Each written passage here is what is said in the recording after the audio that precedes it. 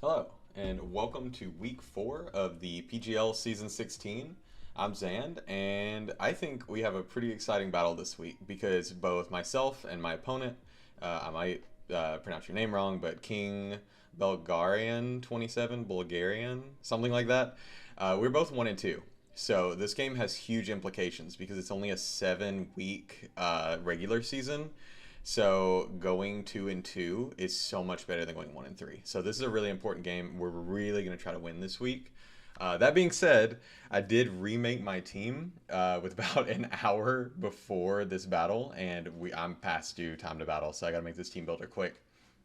But King is a super good battler. I noticed a couple trends that I'm not gonna base most of my building off of. I do think we have a couple of good answers into his team, but then there's a few things on his team that can also just run crazy. That can just, if they get set up a little bit, it can easily get out of control and we can easily lose. So I try to bring as many tools as I had available to me that could stop him from getting super out of control. But if it happens, if we lose, I assume we're going to get swept either by like a Swords Dance King Gambit bundle, of course, is always there, or he's even got things like Swords Dance Ogre Pawn, Calm Mind Florges, or Dedunsparce, who can set up on either side. So we've got to be super careful about setup, and I think we'll be okay. But with that being said, let's look at our matchup. If you'd like to just skip straight to the battle, I'll always put timestamps in the description, and lately I've actually been moving the timestamp for the battle up to the very top of the description, so that way it's prominent, it's right there, you can see it even without like clicking the little drop down. So that should help. If you just want to see the battle, you don't have to listen to me babble about the teams. I just think it's nice to add context, and also when I make these videos and I go over the teams and talk it through like this, it usually helps me in the battle because it gives me more of an idea of what I'm doing, why I'm doing it, and what to look out for. Because I don't always catch all these things just glancing over it and building. Sometimes I like being able to talk about it. So that's kind of why the team builder's here. So let's real quickly. We're going against Iron Bundle. We fought it in the UNPL last week and lost to it in the end. I know this thing is super scary. Water Ice type, Hydro Pump, Freeze Dry, Ice Beam, Encore, Taunt. That's about it. Maybe Substitute. Doesn't do a whole lot else. Might run booster speed, makes it super fast, but we actually have something even faster this week, which is kind of nice. And then could also run, choice specs, life orb, mystic water, anything to boost either its damage or speed is usually what you'll see. Could run boots. I am bringing rocks this week because they look amazing into his team, but I'm not sure he decides to go that direction. He's got the Tornadus T, another Pokemon that I haven't really seen a lot of. Obviously, a super solid draft Pokemon, probably one of the best. The only thing that makes this thing inconsistent is that its main two ways of attacking, or honestly, most of its main ways of attacking, are inaccurate. But when they hit, they do a ton of damage because it gets Hurricane, it gets Focus Blast. It has a nice base speed of 121, so it outruns the base 120s and everything below, which is most of the Pokemon in the game. So super annoying with that. It really does enjoy running Assault Vest because most of its utility sits in its move pool. Things like U-Turn, Knockoff, Heat Wave, Icy Wind, and then obviously its flying coverage along with fighting coverage. Can even run Mix, can run some physical moves. It's not horrible. If it doesn't run AV, it can always run Taunt. I don't think it gets Defog this generation, so that's something we don't have to worry about, which is nice because I do think if he brought removal, Torn would be the most likely thing to have it. But since he can't bring it, we're good. So yeah, I'm not super concerned with that. I have some answers into it, but also it could be a problem if it's like a nasty plot set. So we got to watch out for that. But also he has to land his moves, which usually happens, but you never know. He's got the Ogre Pawn, so he actually just fought this in our other league. It actually was, I believe, on the same team as Bundle. And as I said before, Stealth Rocks are massive into Ogre Pawn Hearthflame because it can't run boots. It has to run the mask. So we know it's base 110 speed, can't be faster, and we know it's running that mask, so it can't be running any other kind of damage boosting items, and it can't be running any kind of special, resist berries or anything. It's still threatening. Fire grass coverage along with like knockoff Stomping Tantrum is really strong into my team. Replace any of those with Swords Dance, and suddenly we have a big problem going into the late game if he eliminates whatever resists that coverage, or at least takes less damage from it. But we have rocks. We have a lot of speed this time, so I don't think it's too big a deal unless it boosts up with like Trailblaze, but we'll have to see. He's got King Gambit. We just fought it in the other league. It's just as threatening here as it was there. Obviously, super strong Pokemon. Also very, very bulky. Can pretty much not always, but usually eat a fighting type move if it's not stab, which is kind of insane to me. And if he does bring it this week, there's a good chance it could be Choppleberry. I think I have a ton of non-stab fighting coverage that's kind of like a roll versus a King Gambit that's super offensive. So I do think he may want to run Choppleberry, but also things like Choice Band are always an option. Black Glasses is very free because Kowtow and Sucker, its favorite moves to click. But we'll see. He's got options. No King Gam's coming, but we're gonna have to find a way to deal with it. It's gonna be kind of his big in-game win con, I think. He's got Florges. He has yet to bring Florges to a battle. I don't know when he made the trade for it, but I know he traded for it at some point. Maybe it was on his original roster. I think it comes versus me. I think it's a really good blanket check into my special attackers because Magneton's really not doing much with Flash Cannon to it. If it's Calm Mind, Flash Cannon's the only way to hit it, and I don't really have much reason to bring Magneton here. And then it helps him a lot against things like Sylveon, Indeedee, Terapagos, and Thundurus. So I do think it shows up, even though I have some coverage into it. I think a Moonblast, Calm Mind, Wish Protect set could go really hard into my team. Could run a little bit of coverage if you want it, but I don't know if he needs to. I'm going to skip over the Terra Captains because we'll look at them separately. He's got Decidueye, Hisui. He did not bring this here. He has not brought this yet. I think he traded for this. So I think this original team, he thought Torn T and Florges had Defog, and they ended up not having Defog. So he had to make some quick trades because he had 0 hazard removal for a second. Sorry about the cat in the background. So he traded, and he picked up Decidueye as his Defogger, I believe, and he picked up Sandslash as his spinner. I don't know that Decidueye shows up versus me, but I know that Sandslash probably shows up. So we're going to have to deal with that and potentially Terraing. Decidueye, I'm pretty sure it's not coming, and I'm also almost sure Ampharos isn't showing up. I don't really see a reason why he would bring that. I have Swampert that always checks it. I have most of my Pokemon just kind of beat it. Like things like Gouging Fire, just Earthquake it. Terapagos has a great matchup. I don't really see it showing up. But what I do think he's going to bring is the Bundle, the Torn, the Ogerpon, the King Gambit, the Florges, so those first 5, and I think he brings one of his 3 Terramons. He could drop any of those and bring 2 Terramons, but I really don't expect Decidueye, and I don't expect Sandslash. So as far as his Terra Captains, he's got the Dunsparce, my favorite Pokemon in draft as of recent. I had a really strong run in low tier Smogon with it, so I really loved using it. It's the biggest thing about it is it can run full utility with like rocks. It could run physical setup with coil and then any real set of moves. Usually something like Earthquake or Headbutt because it gets Serene Grace and gets those 60% flinches and then Claire to slow your opponent down. That's hard to deal with, honestly. It could also run Calm Mind with Boom Burst, and suddenly any substitute that's up does not matter. And then he just needs coverage, probably Shadow Ball or Terra Blast, maybe. It can run Terra Normal for those super strong Boom Burst and boost those headbutts if he really wanted. If he's special, if he's physical, I don't anticipate Terra Normal. You run Terra Steel just to be more defensive, but I don't know that that's great into me. I think if the Dunsparce is his Terra Captain of choice, it's Terra Fairy. I think it runs either Boom Burst or Headbutt, and then Terra Blast, and then either Calm Mind or Coil and Roost, and maybe he throws Glare on there somewhere, but I don't know that he has room. But I do kind of anticipate if the Dunsparce shows up, that'll be the set. I think Dragalge, though, has just as much reason to come. It's his only fire resist, so I like that a lot because Gouging Fire is pretty free. But it makes me think he'll bring either the Dragalge or he'll bring the Sandslash. So Dragalge, obviously super strong attacker with adaptability. Terastallizing is kind of a double-edged sword for it because it gets double the power of its new stab, but it loses the boost from adaptability to its old stabs, so it makes Dragon and Poison weaker. So we'll have to see if he brings that, if that's the trade-off he decides on. I know he's run Water Dragalge at least 1 week, so not afraid to use it. I think his Terra types for it are really solid. I think Dragon, just spamming Dragon moves is pretty solid, but also Terra Water because it gets natural water coverage. And that makes it very good defensively into a lot of things. And then Terra Fighting means it doesn't have to rely on Focus Blast. So I think all really strong Terra types could bring any of them. But if he brings either the Dragalge or the Sandslash versus me, I do anticipate Terra Water because I think he needs that resist into Gouging Fire. Finally, as a Sandslash, this is his pretty much only means of both setting and removing hazards. So I do think he wants to bring this because I do have a lot of things weak to rocks, and I do have some Pokemon weak to ground. But I don't know if he would prioritize Sandslash over Dragalge and a Dunsparce. So we'll have to see what he decides to do. If Sandslash comes, I'm almost sure it'll be Terra Water.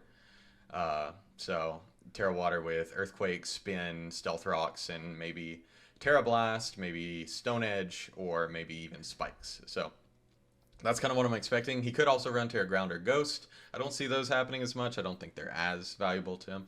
But anyway, that's what we're looking at playing against this week. Now let's look at the team I built. So I'm bringing some similar stuff this week. Not all of it is the same, but we're running the Scarfed Indeedee again, and I am not sacking this thing until I'm ready to sweep with Hawlucha. And if it goes down, it's going down with terrain up so that I can bring in Hawlucha. I'm not making the same mistake I did last week. That was my bad. I'm not doing it again. I learned from my mistakes. So Scarfed Indeedee this week, only one attacking move. I think that's a little risky, honestly. I could definitely run Terra Fighting, Terra Blast, and just deal with the Gambit that way. But Terra Psychic Expanding Force 2-hit KOs his entire team, no matter what. Unless Florges is max, then it's a roll on a 2-hit KO, which is kind of insane. Psychic is so spammable into his team. His one resist is the King Gambit, and that's an immunity. As soon as King Gambit goes down, if we can get rid of it early, this Indeedee goes insane. 2-hit KOs everything on his team, cleans up the whole game pretty easily. So I feel really good about this set, assuming we can get rid of Gambit. The good thing is, though, Indeedee would maybe bait the Gambit in. So say we get rid of the bundle early game or get rid of some of his speed, we can always trick away the Scarf, make Gambit a lot less of a threat. We've got Encore if we come in on something setting up, and then Healing Wish if we want to pass full health into something like Terapagos. That's something I definitely could have done last week when I thought I couldn't heal Terapagos after it got so damaged.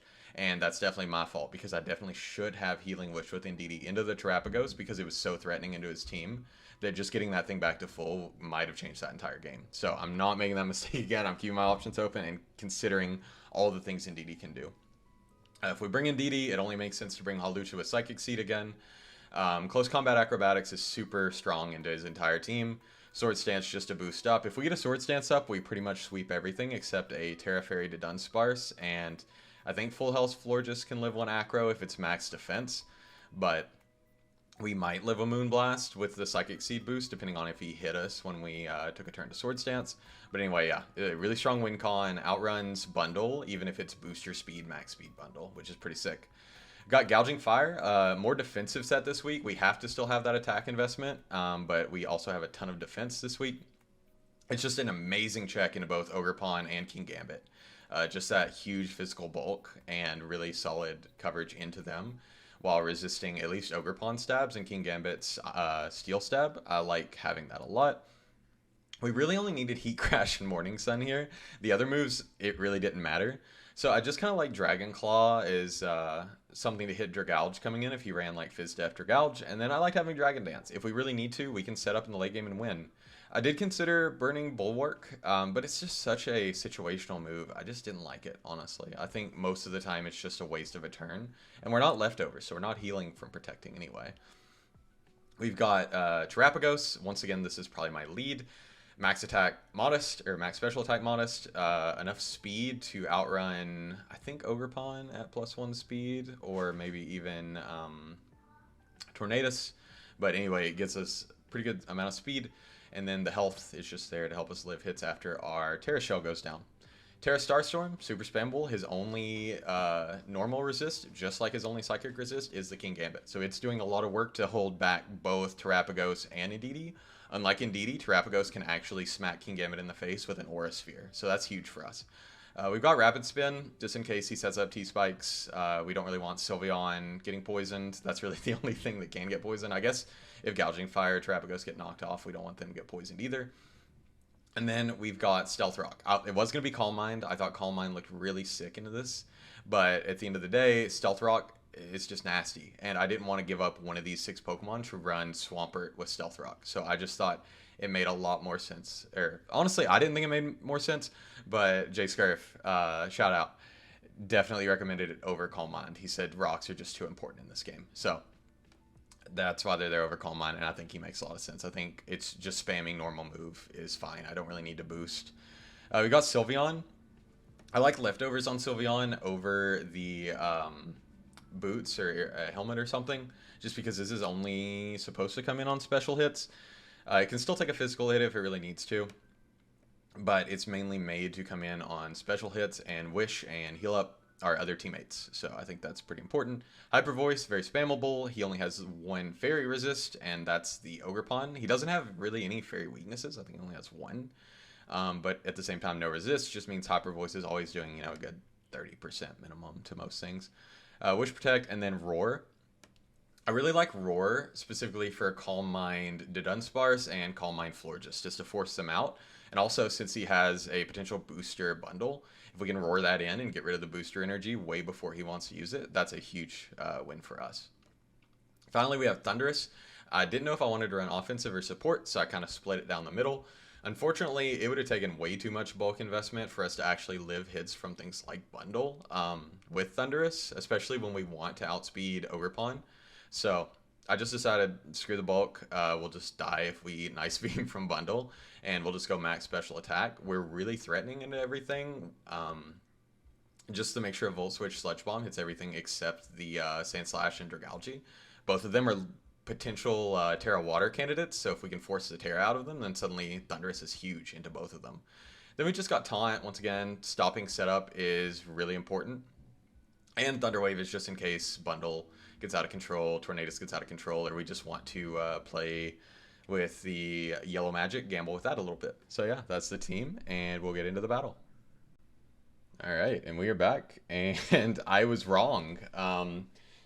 He didn't bring something for Ampharos, which is great news for me, because I don't really know what Ampharos wants to do here.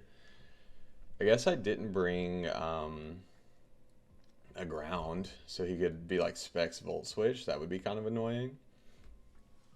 But I don't know. I don't really know how that's more threatening than other Pokemon. But anyway, we'll go over what we didn't bring real quick. I did not bring Swampert. Not a good matchup this week. No Overquill, no Magneton, no Go-Goat. He did not bring Sandslash, I don't think. Oh, he did bring Sandslash. Okay. So he did not bring... Let me move this to the other screen so it's a little easier to deal with. He did not bring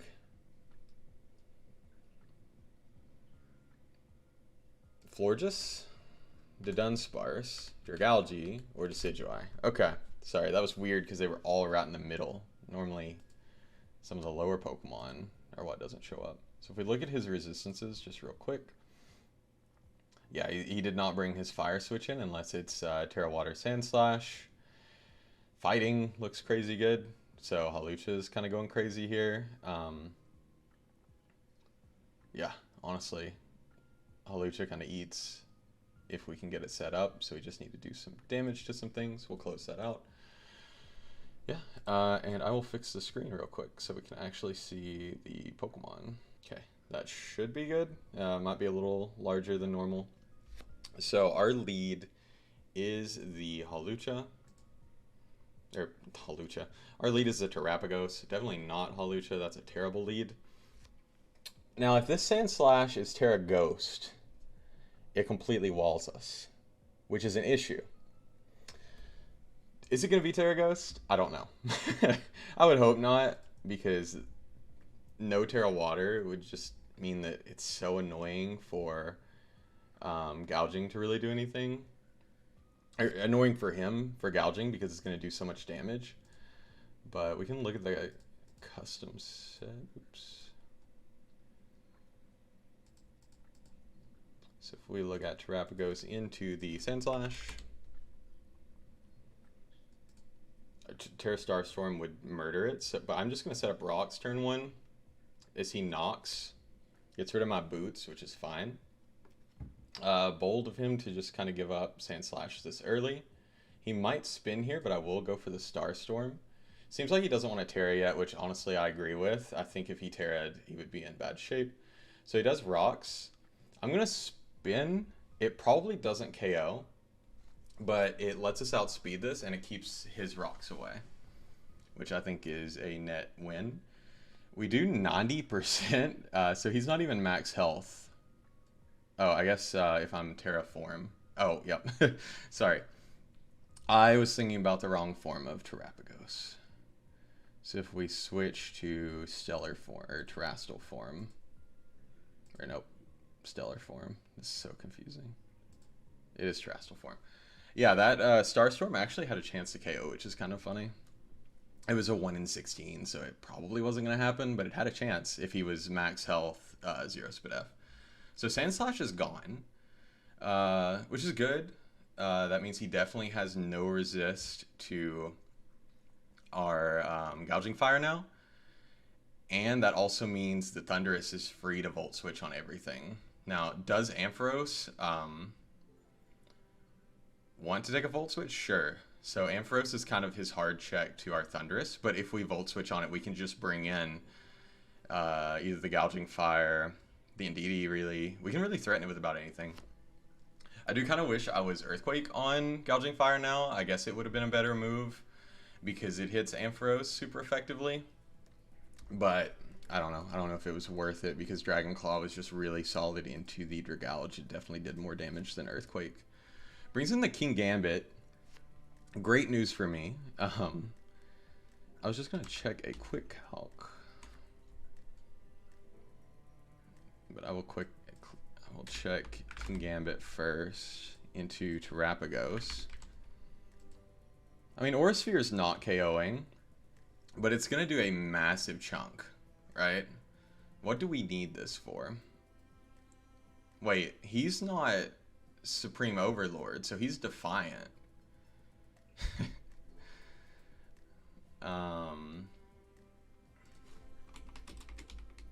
It's because he's not Pressure either. So we'll just Aura Sphere. We knock it out. Oh, my stupid... I keep looking at the wrong Terapagos form because I have to make it the baby form. Yeah, Aura Sphere always knocks it out unless it's bulky. So Torn comes in now. If it's AV, Starstorm's not 2-hit KOing. Our switch into this is Sylveon, realistically. But I don't know if I want to switch because I have this speed boost up, you know? So I could just Starstorm, get a chunk.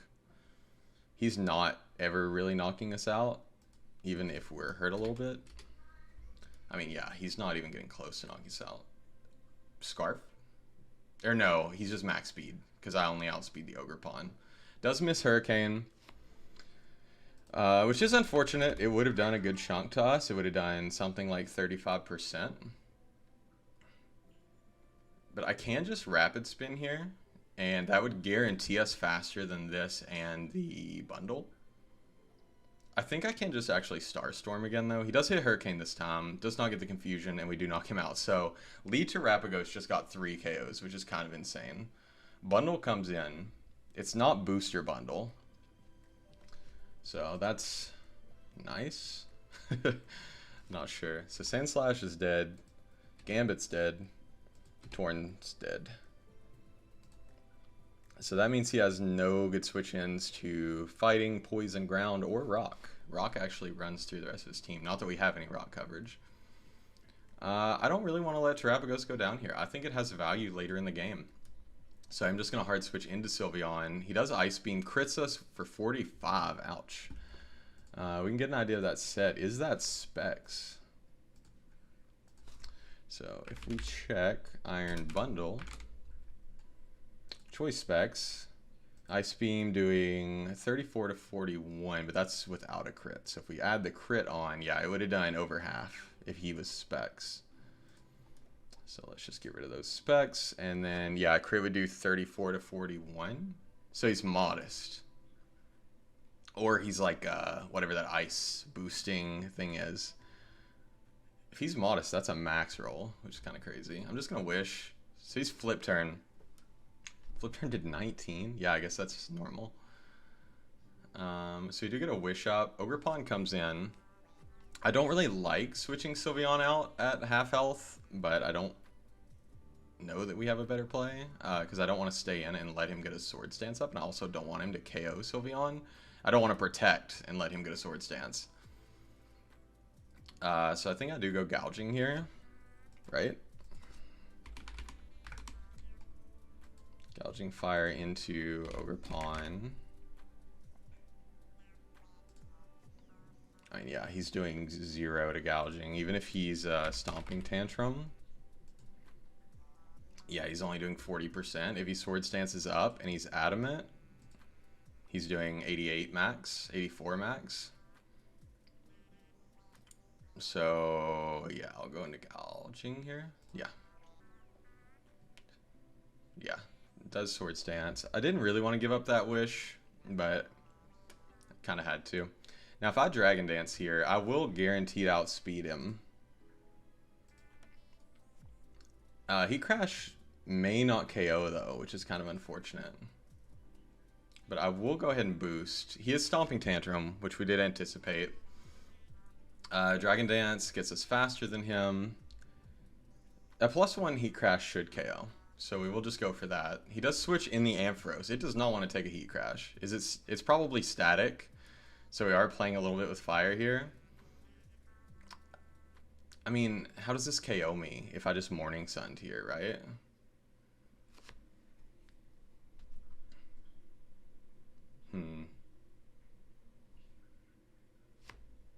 So Indeedee always outspeeds Lucha. Actually, Indeedee just cleans here. Yeah, we just need to let Indeedee come in, honestly. So how do we do that? I guess we could sack something. I kind of just want to Heat Crash, though. So we do take out the Ampharos. He did not get the static, which is lucky for us. But honestly, I just want this to go down. So I don't mind too badly if he brings in Bundle and knocks me out with an Ice Beam. Yeah, I guess we can afford the death on Gouging Fire. So he does Ice Beam. And he's Heavy Duty Boots on this. I didn't notice that earlier, but definitely Heavy Duty Boots. So Indeedee into Iron Bundle. I know this thing's Spit F is horrible. So if we're Terra Psychic, it's a roll to KO if he's not bulky. He's modest, so he's probably not bulky. But I think it's better to do this than to risk freeze. So we'll go into...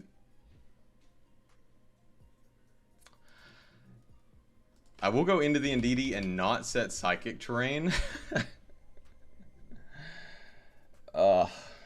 So our guaranteed win is now down the toilet because I didn't put Psychic Surge on this Indeedee. That's so sad. So if Psychic Terrain's not up... Oh, the calc is for no Psychic Terrain. So this would have done crazy damage. Okay, we still get the KO, but we almost threw because I didn't bring the stupid terrain. But we do win the game, luckily. This is the opposite of our game last week that took forever. This was a 15-turn game. So, GG. I can't believe I forgot the terrain, because that instantly made Hawlucha useless, and then Expanding Force would have been so much worse into something like Florges. So, we do win. We go up 2-2, so we're at least a playoff contender. I think our differential's okay. I can't remember off the top of my head, but we do have 3 more weeks. And we have some tough opponents coming up. I know that Christian is inevitable, so I know that was one of my favorite matches that I played on his first league end. So I'm super excited to play him again. But yeah, thank you so much for watching. If you did enjoy, please leave a like and subscribe. I do try to make somewhat entertaining content. I'm still getting into it, you know? So if you got any suggestions for me to do better in the future, please let me know. But otherwise, I'll see you in the next one.